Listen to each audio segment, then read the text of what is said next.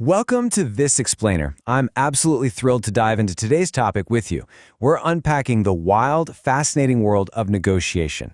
Now, when I say the word negotiation, your mind probably jumps straight to high-stakes corporate boardrooms, executives in sharp suits, and million-dollar contracts, right? But we're going to take that concept, pull it right out of the boardroom, and realize just how deeply embedded it is in our daily lives, and more importantly, how we can completely master it. So let me ask you something right off the bat. Did you negotiate today? Before you automatically say, no way, I want you to really think about your morning.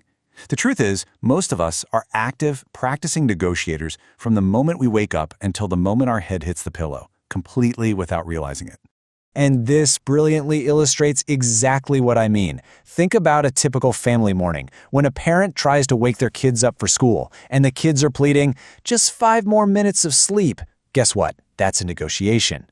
When your spouse isn't feeling well and asks you to handle making breakfast, yep, negotiation.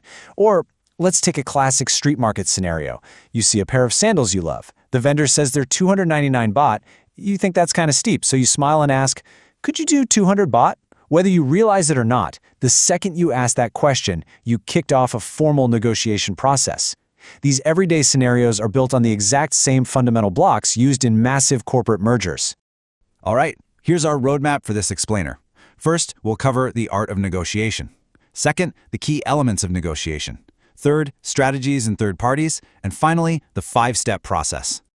Okay, let's dive into this. Section 1, the art of negotiation, understanding the core concept. At its absolute core, negotiation is really just problem-solving through two-way communication. It happens the second 2 or more parties have distinct goals, interests, or conflicts, and they need to hash out a mutually acceptable agreement. It relies heavily on exchanging benefits. Basically, I give you something you want, and you give me something I want.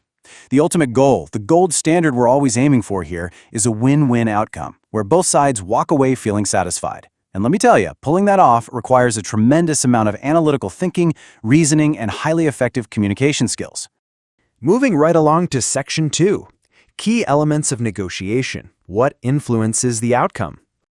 Now, what's really interesting about this slide is that it shows negotiation is so much more than just the numbers on a contract. It's totally driven by human soft skills. Your perception and attitude matter immensely. If you believe everything is negotiable, well, you're already halfway there. You absolutely need credibility and trust, or your data means literally nothing to the other person. It's about nonverbal communication, reading the power dynamics in the room, and perhaps most surprisingly, time management. Seriously, not rushing is a massive power move. Controlling the pace can completely dictate the outcome. We also have to consider how background dictates style. If you're negotiating internationally, understanding cultural nuances is ironically non-negotiable. For instance, the source material points out that traditional Thai negotiation heavily incorporates humility, extreme politeness, and a deep, deep respect for seniority and hierarchy. Now contrast that with a more Western cultural approach. That style often prioritizes directness, strict adherence to discipline, and a strong focus on individual equality and personal rights. So if you just storm in applying a direct, Western style in a setting that values Thai humility without adapting, yeah, you might deeply offend your counterpart and tank the deal before you even sit down. All right, Section 3, strategies and third parties, scaling up to business conflicts. When we look at strategic approaches, there are basically 2 main paths you can take. The first is predatory negotiation. This is your classic win-lose scenario. The goal here is to maximize your own gain completely at the expense of the other side. You usually see this when one party has way more power, like a massive corporation dictating terms to a single employee, or when time is just incredibly tight. The problem? It almost always destroys the relationship. On the flip side, we have symbiotic negotiation. This is our win-win.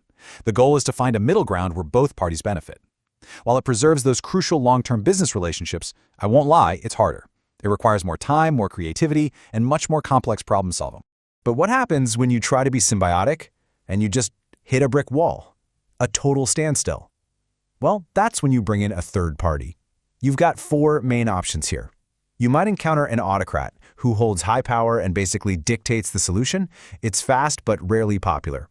Or you might use a mediator. They stay totally neutral and just facilitate the conversation to get ideas flowing again. Then there's the arbitrator, who's essentially a judge making a final legally binding decision. And lastly, the negotiator, an advocate formally hired to gather facts and logically persuade the other side on your behalf. Let's move to and see how this builds into Section 4, the 5-step process, your negotiation masterclass. And here it is, the main event. This is the 5-step process formulated by Robbins, which professionals use to structure a successful business negotiation from start to finish. Let's walk through exactly how to execute every single one of these steps. Step 1 is preparation and planning, and honestly, it is arguably the most important step of the whole shebang. You simply cannot walk into a room blind. You have to intensely research the other side. What do they want? Who are the real decision makers?